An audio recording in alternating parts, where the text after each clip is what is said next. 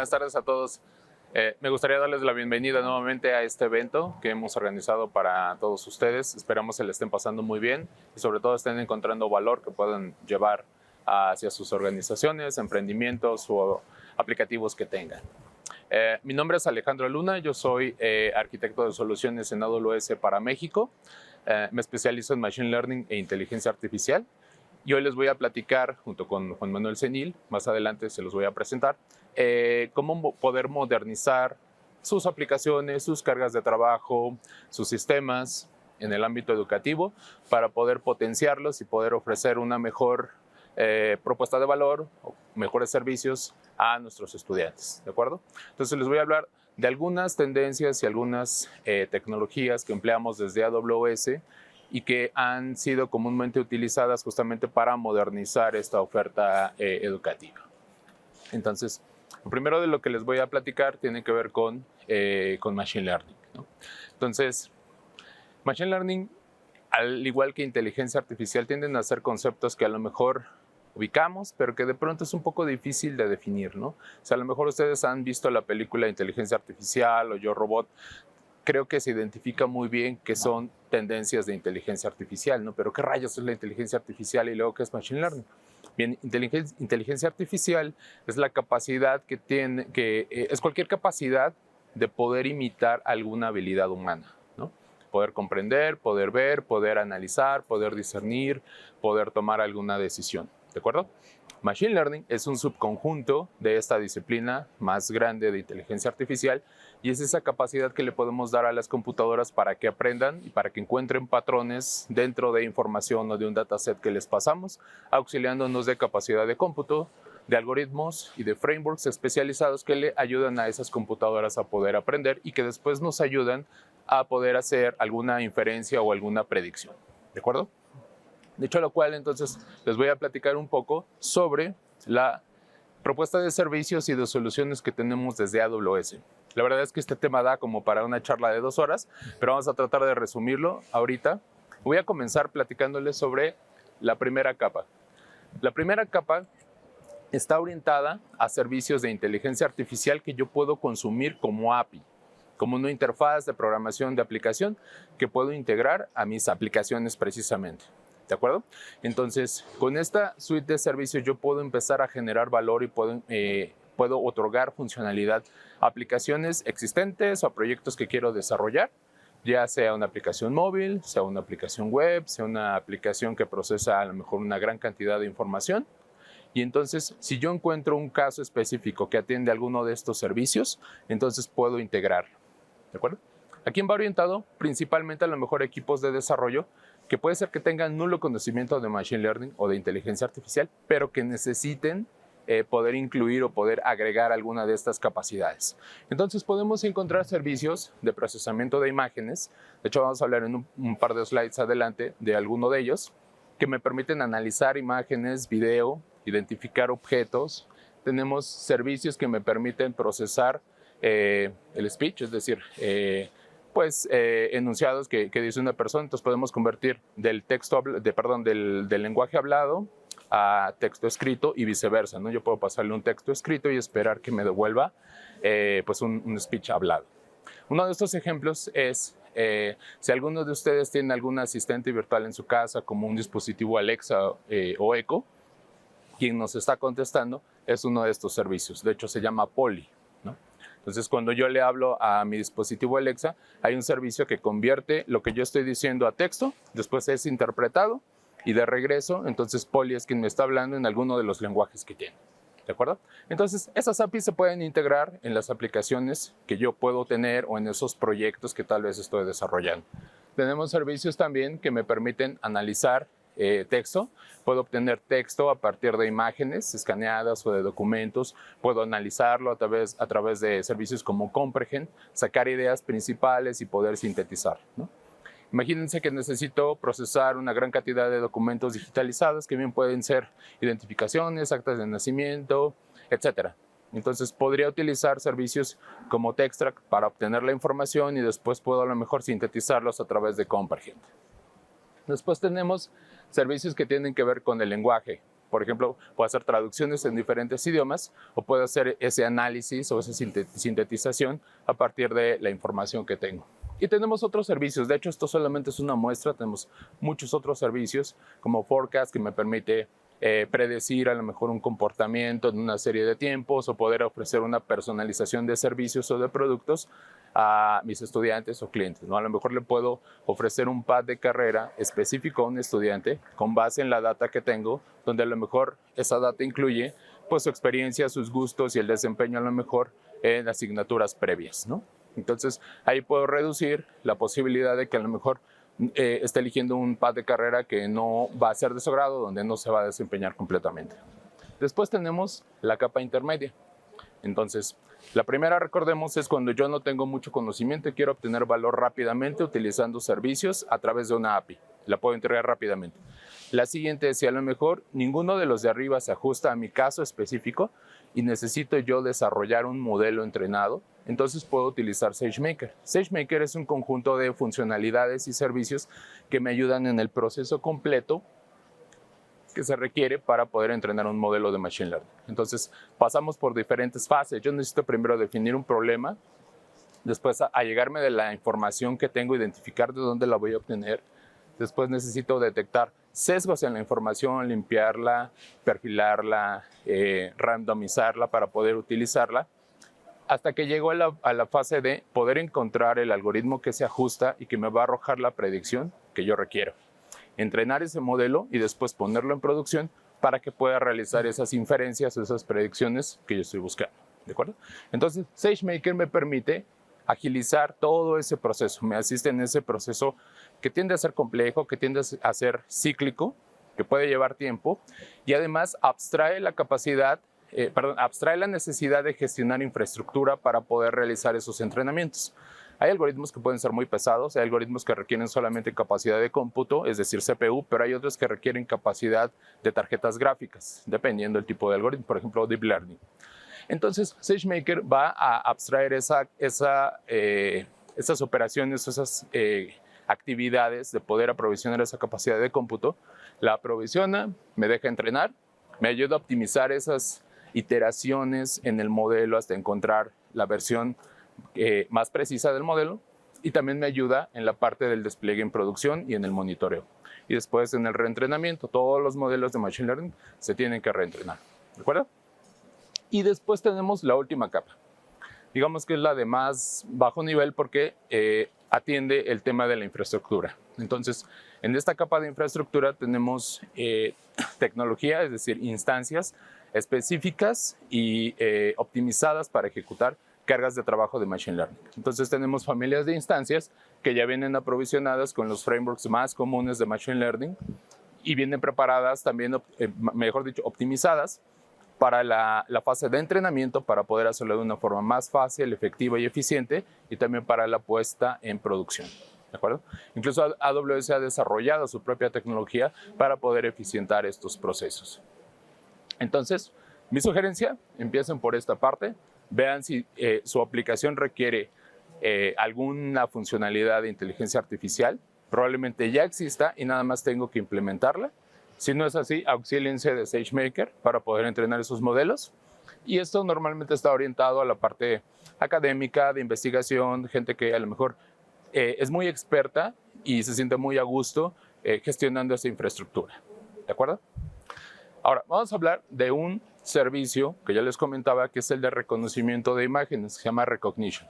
Entonces, Rekognition me permite analizar imágenes, sean estáticas, es decir, sean imágenes fijas o sean fotogramas que vienen de un video, por lo tanto, también puedo analizar video. Y entonces me permite identificar objetos, escenas, me permite identificar contenido que a lo mejor yo no considero seguro, me permite obtener texto, me permite hacer búsquedas faciales y hacer comparación entre fotografías de personas y poder saber si esta persona es igual a la de esta otra foto. Y entonces aquí, por ejemplo, está identificando una persona, está identificando que está en una montaña, al aire libre, identifica rocas e incluso puede identificar la actividad que está realizando, que en este caso pues es bici de montaña, ¿no? Entonces, uno de los casos de uso que hemos tenido frecuentemente en el ámbito educativo ha sido precisamente el uso de utilizar Rekognition en la automatización del monitoreo de la aplicación de exámenes en línea, ¿no? O exámenes virtuales, lo que también le llamamos proctoring, ¿de acuerdo? Entonces, uno de los legados de la pandemia es justamente que las universidades tenían que aplicar estos exámenes de forma masiva, pero no podía ser presencial. Entonces, ¿qué se puede hacer? Bueno, pues puedo utilizar alguna herramienta, que me permita a mí aplicar el examen y encima de esa herramienta implementar Recognition para entonces poder realizar tareas como identificar si es la persona, es decir, autenticarla previo al examen y después estarla monitoreando de una forma automatizada, ¿de acuerdo? ¿Cómo se vería eso? Pues bueno, aquí tengo grabado un video de una demostración sencilla donde está implementada esta solución de proctoring. Aquí lo inicio. Después aquí está detectando objetos de interés. Ahorita vamos a ver cuáles son esos objetos. Detecta que hay una persona, pero no sabe quién es, ¿no? Sabe que hay una persona, pero no sabe quién es. Entonces lo que estoy haciendo aquí es dar de alta, o sea, darme de alta mi nombre y una fotografía que tenía por ahí guardada. Entonces, una vez que doy de alta ese registro, Recognition lo agrega a una colección y entonces es capaz de identificar quién es la persona. De esta forma yo puedo tener un enrolamiento previo del estudiante y en el momento del examen puedo entonces poder autenticar a esa persona. Después estoy aquí utilizando algunos objetos que son materia de interés, ¿no? O sea, no puedo tener un libro, no puedo tener audífonos o no puedo tener un celular. Y esos objetos yo puedo definir cuáles son esos objetos que yo quiero identificar, porque Recognition es capaz de identificar muchos objetos, ¿no? ¿De acuerdo? Después, también algún contenido que pueda no ser seguro, también lo puedo identificar, pero la idea de esto es poder agregar esa capacidad de inteligencia artificial en una solución que tal vez ya existía, tal vez yo ya tenía un LMS, un sistema de exámenes que donde puedo aplicar esos exámenes y simplemente le estoy agregando una capa de inteligencia artificial para automatizar esa capacidad de poder monitorear a los estudiantes. ¿De acuerdo? Entonces, este es un ejemplo de eso que podemos hacer con una sola herramienta que sería Recognition. ¿De acuerdo? Ahora les quiero hablar de otra tendencia que tiene que ver con escritorios virtuales. Y esto tiene que ver también un poco con ese legado de la pandemia, ¿no? Resulta que puede ser que algunas universidades hayan necesitado poder extender esos laboratorios virtuales que ya se tenían, ¿no? Donde a lo mejor se impartían materias de diseño, materias de simulación, edición por computadora, diseño asistido, asignaturas de arquitectura o alguna otra aplicación específica que tenía que ejecutarse en un entorno controlado, ¿no? Entonces, en tiempos de pandemia, la necesidad era poder ofrecer esas horas de práctica a los estudiantes fuera de las instalaciones. Entonces tenemos dos servicios, uno que se llama AppStream y otro que se llama Workspaces. Ambos servicios son de tecnología de virtualización de escritorios, ¿de acuerdo? Y nos ofrece características como que son completamente administrados. Los puedo escalar, quiere decir que hoy puedo ofrecerlo a un estudiante o a 10 y mañana puedo escalarlo a cientos de estudiantes y ofrecer esas soluciones. Me permite entonces también asegurar la información que va y viene y mantener un entorno controlado que a mí me permite entonces ofrecer soluciones a los estudiantes o, por qué no, también al staff de la institución. Puedo poner entonces a disposición aquellos aplicativos hasta donde esté. Y justamente lo que buscamos es que se puedan acceder a esas aplicaciones y datos en cualquier lugar y a cualquier hora. ¿De acuerdo? Y por el otro lado, a las áreas de TI, ayudarles a gestionar y a optimizar aquellas tareas que requieren poder entregar esos escritorios virtuales. ¿De acuerdo? Ahora, ¿qué características o qué ventajas tengo de utilizar servicios como estos? Yo podría hacer esa virtualización en un ambiente local y entonces tengo que lidiar con operaciones de hardware, es decir, tengo que yo mantener el hardware, tengo que lidiar con esa gestión, el software que necesito para poder realizar la virtualización y entregarla al usuario final, y la tarea administrativa de aquellos aplicativos que necesito instalar, los permisos, los accesos. ¿De acuerdo? Si esto lo implemento en la nube, pero lo sigo gestionando yo, AWS abstrae la capa de hardware. Entonces AWS administra el hardware. Pero si estoy en esta fase, entonces yo sigo teniendo que administrar el software y también la parte administrativa que tiene que ver con los accesos. Pero cuando me muevo a soluciones como AppStream o como Workspaces, que ahorita vamos a ver cuál es la diferencia entre los dos, AWS abstrae la parte de la gestión del software, la gestión del hardware y también la parte administrativa, la parte que escala, la parte de poder decir, hoy quiero un escritorio virtual y mañana quiero llevarlo a 20, ¿no? Pasado mañana quiero 100, pero también necesito controlar ese costo y solamente entregarlo cuando es necesario, en horarios que yo quiero, ¿de acuerdo? Entonces, eso es lo que ganamos. Ahora, ¿cuál es cada uno? ¿No? ¿Cuáles son las características? AppStream es un servicio de escritorios virtuales no persistente. ¿Qué significa? Que yo voy a virtualizar solamente las aplicaciones, se van a ejecutar remotamente en AWS y al usuario le voy a entregar simplemente la experiencia, la interfaz, para que pueda interactuar con estas aplicaciones. Cuando el usuario termina la sesión, entonces la infraestructura aprovisionada para entregar esa experiencia es terminada y entonces ya no causa algún costo, ¿no? Características, pues se mejora la experiencia del usuario final.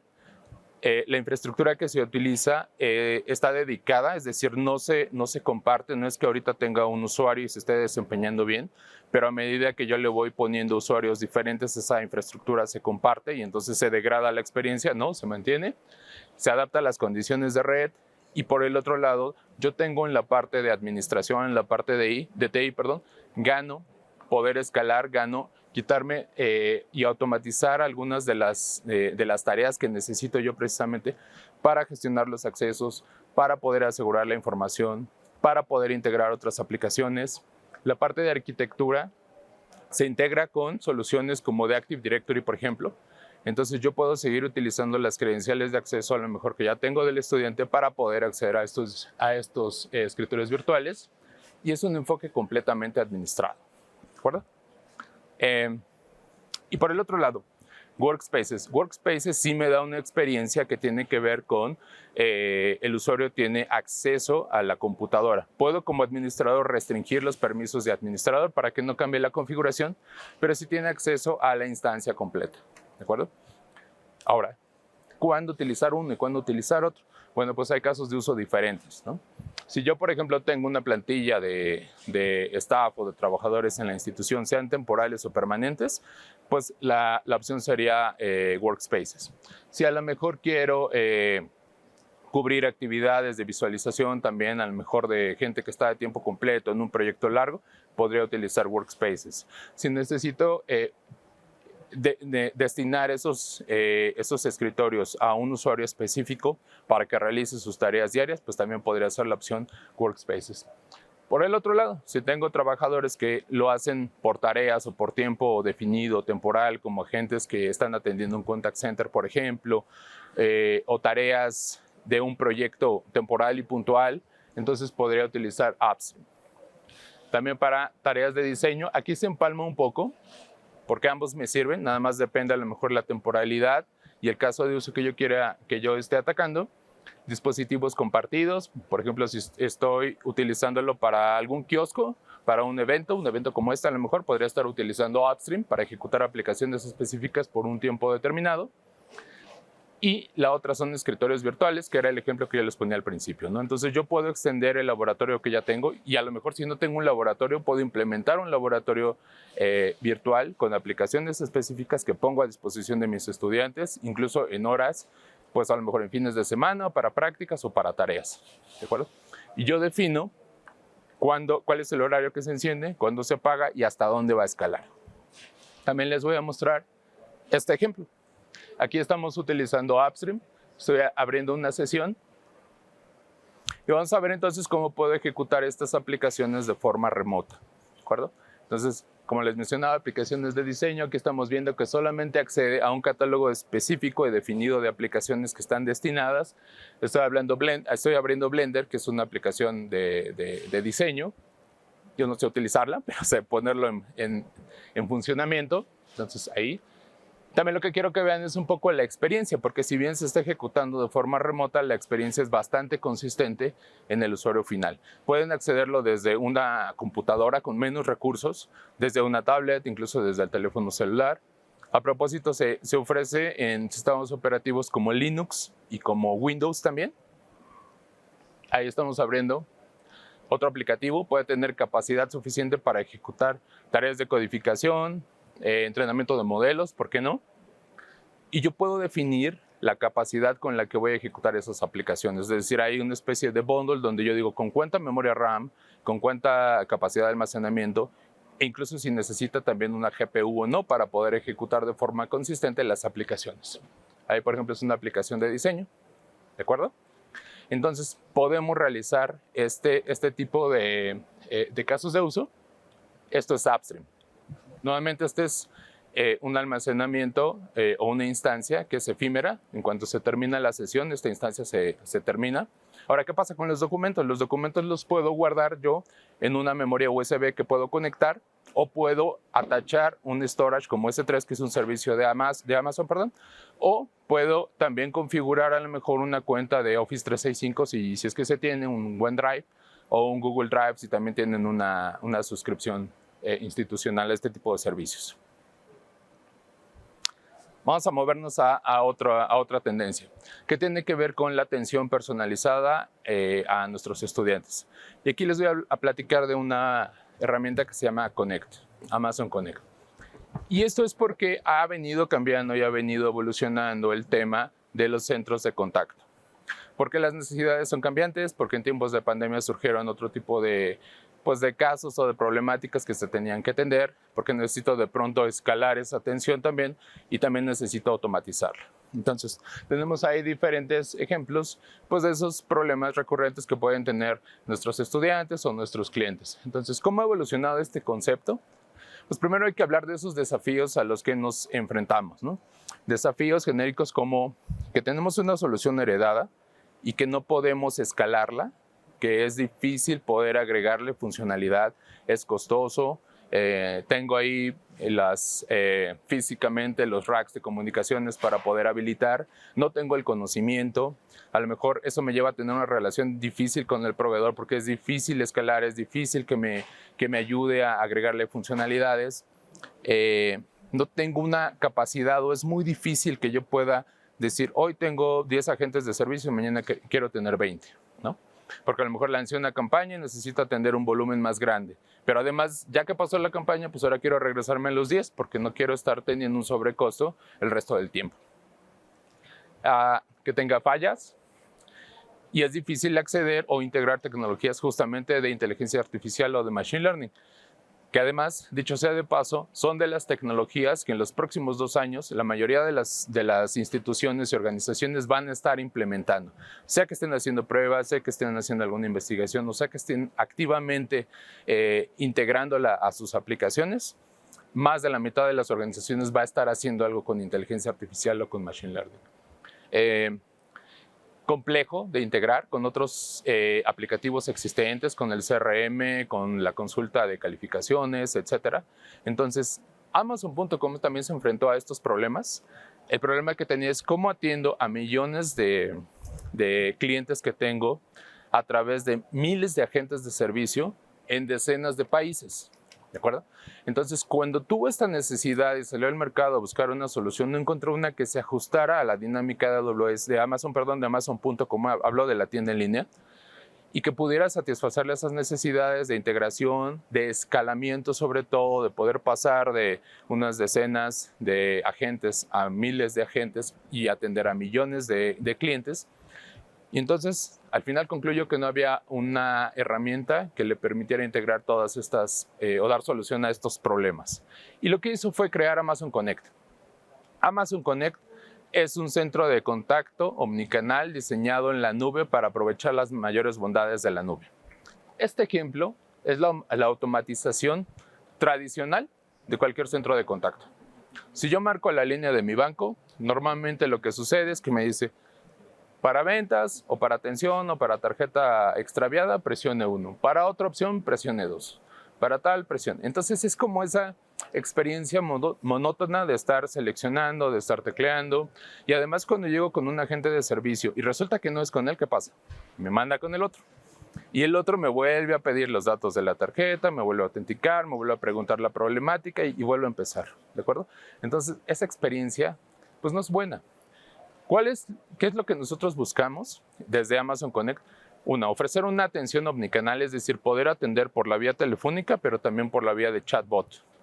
Que chatbot es otro de los servicios de inteligencia artificial que tenemos a través de Amazon Lex y podemos integrar con Connect para ofrecer una experiencia consistente y que sean las mismas opciones y la misma experiencia por el canal de llamada que por el canal de chat. ¿De acuerdo? Entonces eso nos lleva a lo siguiente. En este ejemplo está entrando una llamada por Amazon Connect. Entonces, en cuanto identifico el número telefónico, me puedo conectar al CRM. Entonces, Hi, Navy Wolf. I apologize that your flight was canceled. En este caso, I can rebook you for the next available flight, departing at 10 p.m. Would you like to book that now? No, I'd rather rebook for the same time tomorrow. Is that possible? Yes, that flight is available departing at 9 a.m. out of San Francisco, arriving in Seattle at 11:45 a.m. I can book you in seat 12C. It's an aisle. Would you like me to do that?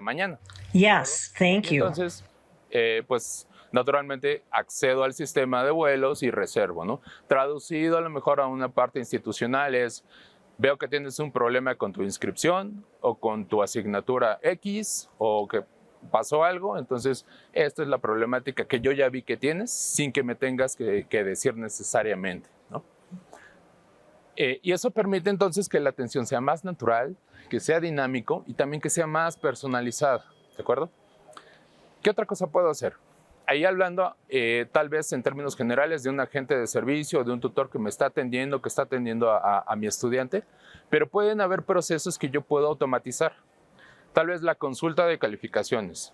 Si estamos hablando a lo mejor de colegiaturas, pues el saldo que tengo pendiente, la parte de la factura, o a lo mejor si quiero alguna atención más personalizada, ahí sí puedo pedir a lo mejor una tutoría y entonces me va a redireccionar con un tutor que tengo asignado o algún asunto específico. Pero puedo automatizar mucho de esos procesos repetitivos, de esas fechas de inscripción, de esa información general, de la oferta académica. También puedo generar campañas de outbound, a lo mejor para conseguir estos prospectos, para poder inscribir, por ejemplo, y el servicio escala. Entonces es un centro de contacto virtual que escala dentro de la nube de AWS y lo mismo puedo ahorita configurar un agente de servicio y mañana puedo tener 100. ¿De acuerdo? Y puedo integrarme con servicios, pero con aplicaciones que yo ya tengo. Puede ser que me integre yo al CRM, o que me integre al LMS, o que me conecte al sistema financiero para obtener su saldo. E incluso se me ocurre, ¿por qué no a lo mejor automatizar el pago de una colegiatura a través del teléfono, ¿no? Entonces, pues hasta aquí estas tres tendencias que yo tenía para ustedes, hablando en términos generales de lo que nos ha tocado, de lo que me ha tocado a mí personalmente en atención a instituciones educativas. Son tres tendencias que permiten modernizar y llevar al siguiente nivel a esa oferta de servicios que podemos tener con nuestros clientes. Y ahora quiero que me ayuden a darle la bienvenida, por favor, a Juan Manuel Cenil. Juan Manuel Cenil es el director de tecnología de la Escuela Bancaria y Comercial, entonces nos acompaña también. Gracias. Gracias, Alex. Buenas tardes a todos. Mi nombre es Juan Manuel Cenil. Soy director general de apoyo y servicios en la Escuela Bancaria y Comercial. Yo les voy a platicar un poco de cómo estamos usando nosotros la tecnología y cómo ha apoyado a nuestro crecimiento. Primero, antes de empezar, quiero mostrarles un video de quién es la EBC para que nos conozcan un poquito más.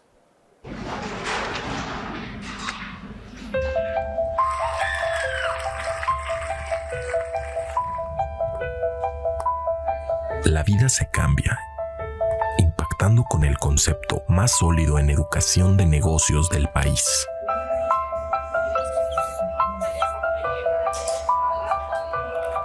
La vida se cambia, brindando educación superior de calidad desde 1929. La vida se cambia, ofreciendo licenciaturas, posgrados y educación continua. La vida se cambia, fusionando conocimientos y experiencia profesional. La vida se cambia, formando una comunidad estrechamente vinculada a la realidad económica del país. La vida se cambia, cumpliendo 90 años de formar a más de 157,000 exalumnos. La vida se cambia, contando con una estructura sólida e innovadora en 11 ciudades de la República y brindando excelencia educativa en cada uno de nuestros programas. La vida se cambia, siendo la Escuela de Negocios de México, impactando desde 1929. EBC, 90 años, cambiando vidas.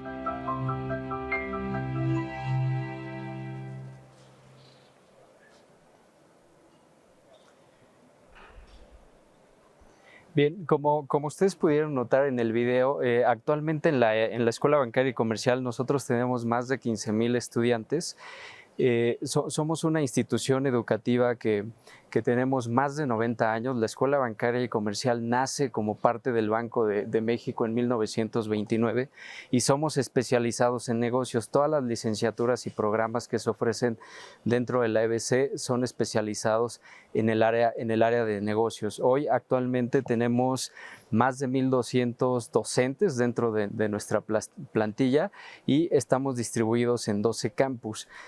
Nosotros anteriormente éramos menos campus y como parte de una estrategia de crecimiento de la institución se planteó el objetivo de abrir un campus cada 2 años y recientemente estamos abriendo un campus cada año. Como ustedes lo pudieron ver en el video, tenemos campus en el interior de la República Mexicana y aquí también en el centro del país. Recientemente en agosto se inauguró nuestro campus en la ciudad de Cancún y el siguiente año vamos a inaugurar un campus en la Ciudad de México, al sur de la ciudad, en la zona del Pedregal. Entonces, cuando tú estás en una constante estrategia de crecimiento y de expansión, pues tú necesitas plataformas sólidas y necesitas apoyarte en la tecnología para entregar valor a tus clientes. Esta es una frase de David Rogers en su libro La transformación digital, en donde dice: las tecnologías digitales cambian el cómo conectamos y creamos valor con nuestros clientes. Esa es la filosofía que nosotros hemos adoptado de cómo utilizar la tecnología para ofrecer cada vez más y mejores servicios a la institución. ¿Cómo ha sido nuestro camino a la nube, ¿no? Nosotros somos una de las organizaciones que tenemos 10 años que ya estamos trabajando en AWS. Platicaba con algunos colegas hace un momento que cuando arrancamos nosotros servicios en AWS, nos atendía un ejecutivo desde Brasil. Amazon no tenía, AWS no tenía servicios en México. Y en el 2012, ustedes recordarán, estaba toda la fiebre de la virtualización, las nubes privadas. Ahí teníamos todos nuestros servicios. Y en el 2013 decidimos empezar con un solo servicio en la nube de Amazon, ¿no? De ahí nos dimos cuenta que era un servicio confiable, que era un servicio que nos permitía implementar cosas de forma ágil y de forma rápida.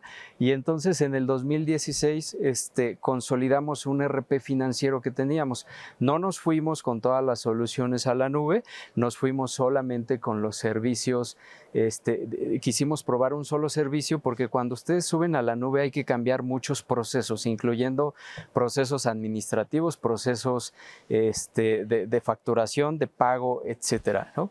Y en el 2017 empezamos a utilizar la nube como una estrategia de DRP, es decir, teníamos toda nuestra infraestructura todavía on-premise en esta nube privada y subíamos máquinas virtuales y eso para nosotros ya estábamos usando la nube. Sin embargo, todavía teníamos que ser mucho más ágiles y así seguimos migrando servicios.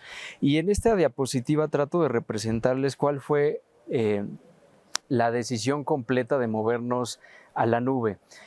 Hoy en día, en el 2019, por ejemplo, migramos más de 20 servidores y ahí fue donde nos dimos cuenta que también teníamos que optimizar costos, ¿no? Empezamos a hacer toda una optimización de servicios, de todo lo que teníamos en la nube y bajamos nuestra facturación al 50%. Es muy importante que si ustedes hoy tienen servicios, revisen todo el tema de optimización de costos y en el 2020 logramos algo que muchas organizaciones probablemente hoy tengan. Muchas organizaciones tienen sistemas legados o tienen ERPs o sistemas core que solamente se ejecutan en AS400, en mainframes, en servidores de X marca y nos da miedo sacarlos de ahí, Oracle, SAP y la lista puede seguir. Nosotros tenemos Banner Estudiantes, era un sistema estable, robusto, pero corría en esa infraestructura monolítica y teníamos esa incertidumbre de que no iba a poder correr en el cloud. Pues en el 2020 lo logramos y a partir del 2021 nosotros ya el 100% de nuestros servicios están en la nube. En el 2020, un dato ahí interesante es que ya en nuestro presupuesto tuvimos 0 pesos de inversión en infraestructura física, entiéndase servidores y data centers, ¿no? Eso lo que a nosotros nos permite pues es tener agilidad. Ahora, ¿en dónde estamos parados nosotros ahorita?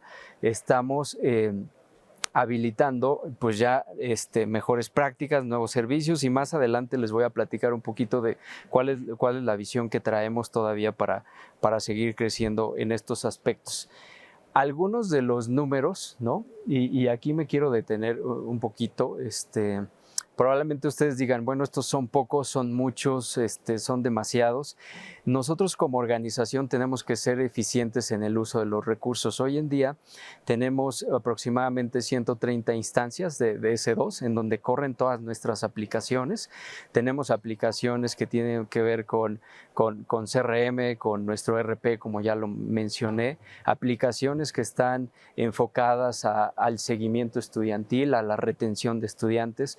Nuestra analítica de datos ahí ya vive. Tomamos un paso también importante que fue empezar a utilizar ya bases de datos RDS, es decir, dejar la base de datos tradicional y apostarle también a las bases de datos administradas. Esto fue un cambio de paradigma también para nosotros en nuestra administración de nuestras bases de datos, pero nos permitió también tener ahorro en licenciamiento y tener mayor disponibilidad. Si ustedes hoy en día tienen una base de datos y quieren meter un clúster o quieren meter alta disponibilidad, hay que pelearse con la configuración, hay que pelearse con el proveedor para las licencias, hay que adquirir personal capacitado y especializado para echarlo a andar y esto ustedes ya lo pueden lograr. Entonces nuestro equipo de desarrollo también ya puede interactuar con estas bases de datos. Un tema bien importante fue el directorio activo, ¿no? Tradicionalmente en las organizaciones el directorio activo ha existido durante muchos años, ¿no? Y es algo que usamos en muchas aplicaciones o en muchas estaciones de trabajo. Nos movimos a un servicio administrado, ¿no? Hoy este directorio activo le da servicio a los estudiantes. Cada estudiante que necesita entrar al Wi-Fi o necesita entrar a la intranet autentica en estos directorios activos, ¿no? Y a partir de ahí pues se maneja el concepto de single sign-on o una sola contraseña, igual que nuestro equipo administrativo. Entonces te olvidas un poquito de algunos problemas. Nosotros tenemos todavía algunas observaciones de las auditorías de seguridad que se nos realizan, en donde pues tienes un directorio activo y luego son de los puntos más vulnerables, ¿no? Y instancias de S3 para todo el tema de almacenamiento o resguardo de información. Logramos bajar el costo, tener mayor disponibilidad y hoy también lo tenemos de forma multiregión. Entonces estos son como algunos de los números que nosotros tenemos. ¿Qué otras soluciones ya de caja estamos utilizando o soluciones como servicio, ¿no? La diapositiva anterior yo les hablé un poco de la infraestructura, ¿no? Pero ya de otras soluciones que estamos usando, tenemos Route 53, ¿no? que es un servicio administrado de DNS. Cuando tú estás pensando en esquemas de DRP, alta disponibilidad, no lo puedes hacer si tienes un DNS on-prem, ¿no? Tienes que usar algo distinto, entonces nos da muy buena disponibilidad. Lo vamos a usar para el DRP. Tenemos CloudWatch como herramienta. Esta nos permite monitorear todos nuestros servicios, ¿no? EventBridge, que es toda la administración de las reglas de automatización y apagado de las instancias. Esto es parte de lo que nos da la optimización de los costos. Parte de la filosofía o de la cultura que hay que cambiar en las organizaciones tiene que ver, por ejemplo, con los horarios. La nube, recuerden que es on demand, ¿no? Pagas lo que usas. Entonces, teníamos servicios que se quedaban encendidos en la EBC después de las 8 de la noche, de que ya salía todo el personal administrativo, porque un director quería autorizar compras a las 10 de la noche, ¿no? Eso nos generaba gastos innecesarios. Entonces, algunos servicios que no tienen que estar disponibles 7x24 se apagan y se encienden solamente en los horarios administrativos. Eso te da una eficiencia en costos impresionante. Secrets Manager para todas las credenciales. Lambda, también ya estamos metiéndonos en el tema de serverless, ¿no? Y AWS Backup. El tema de los respaldos para nosotros siempre fue pues un dolor de cabeza, porque había que meterlos en servidores especiales, en equipos de respaldo especial, había que pagar licenciamiento, y cuando consultabas el respaldo seguramente no funcionaba, ¿no? O no estaba disponible. Entonces, con AWS Backup pues hemos tenido una buena estrategia, ¿no? Beneficios: mayor productividad y disponibilidad en los servicios, aprovechamiento de nuevas tecnologías, como ustedes pudieron ver ahorita en la presentación incluso de Alejandro, el que uno ya pueda aprovechar nuevas tecnologías para analítica de datos, para chatbots, etcétera, pues te permite que tus operaciones estén estables y que tu infraestructura esté estable, ¿no? La optimización de procesos y la optimización de costos de operación.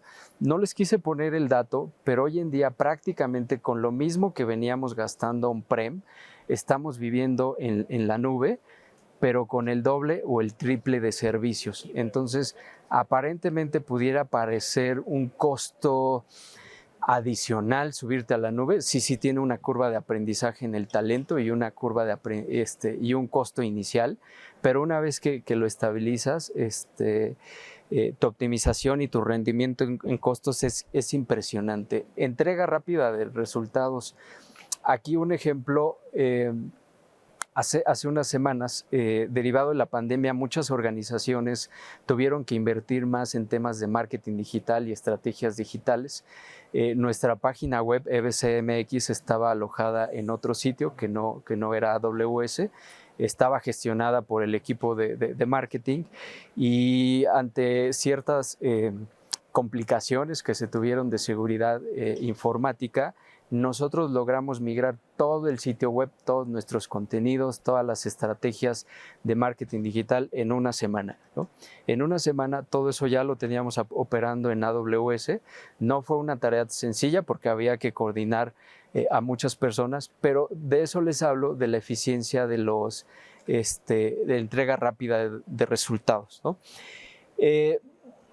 Quisiera centrarme en un punto que yo marqué aquí. El cliente es lo más importante y un tema de competitividad.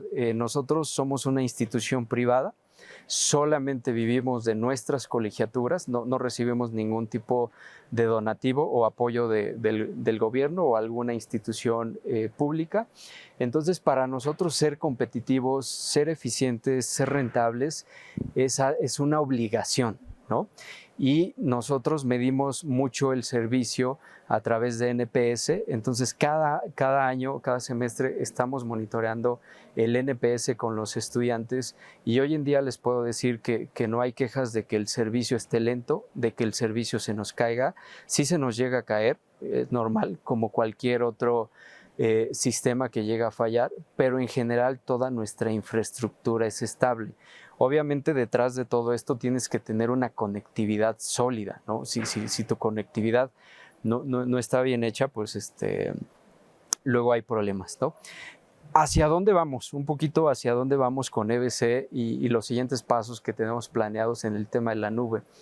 El tema de ciberseguridad es algo obligado, ¿no? Nosotros nos fuimos a la nube, subimos muchos servicios, vimos que era rápido, eficiente, pero tenemos que reconfigurar arquitecturas. Mi recomendación sería para algunos de ustedes que todavía están en proceso de o están pensando en subirse algún servicio de nube, diseñen bien su arquitectura con un enfoque de seguridad. Eso también les va a traer muchos beneficios. El DRP, yo les mencionaba que originalmente habíamos pensado en AWS como un DRP.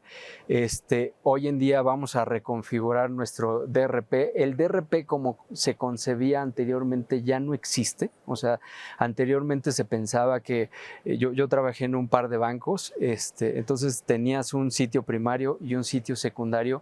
Hoy en la nube te da muchos beneficios con las regiones, con las multizonas que se tienen disponibles para que configures tu DRP, pero hay que ponerle un poquito de diseño a esa estrategia y hoy puedes tener un DRP sin necesidad de incurrir en altos costos de licenciamiento, porque ese era un tema, ¿no?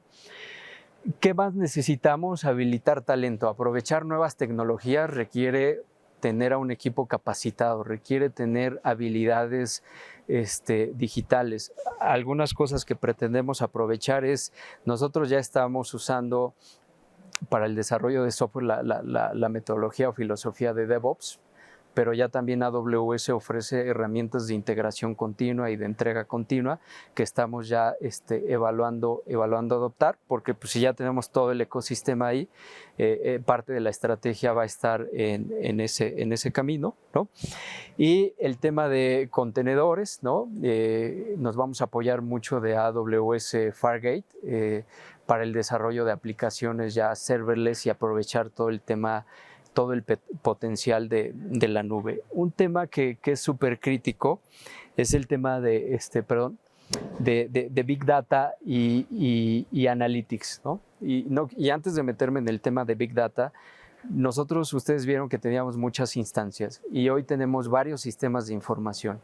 Uno es para promoción, otro es para retención, otro es para toda la gestión escolar, pero tienes que empezar a crear repositorios de datos, ¿no? Que reúnan distintas fuentes de información.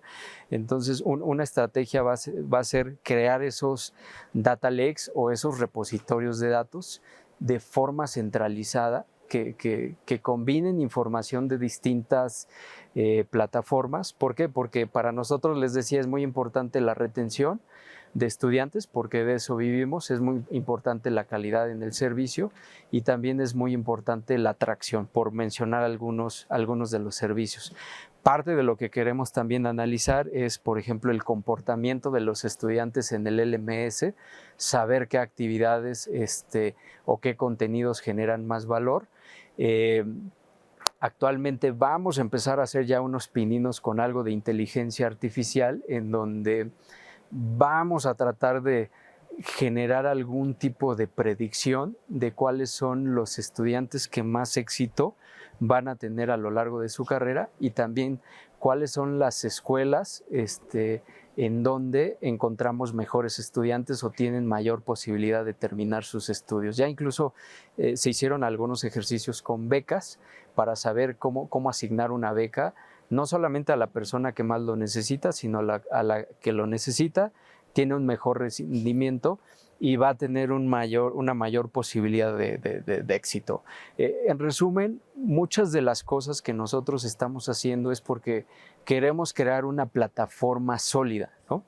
Y quisiera yo despedirme con esta última diapositiva de Salim Ismail, el creador de las organizaciones exponenciales, en donde hoy es una realidad. La transformación digital se habla mucho en muchos eventos, en muchas conferencias, pero esta frase yo creo que lo resume.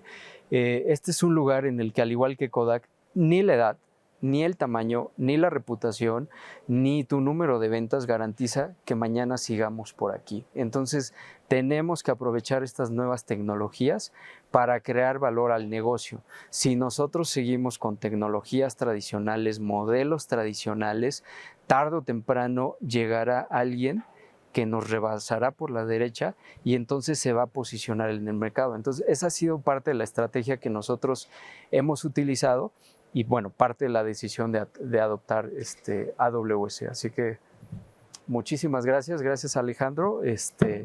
Y espero haya sido de mucha utilidad. Muchas gracias a ti. ¿Ahí me escuchó? Sí.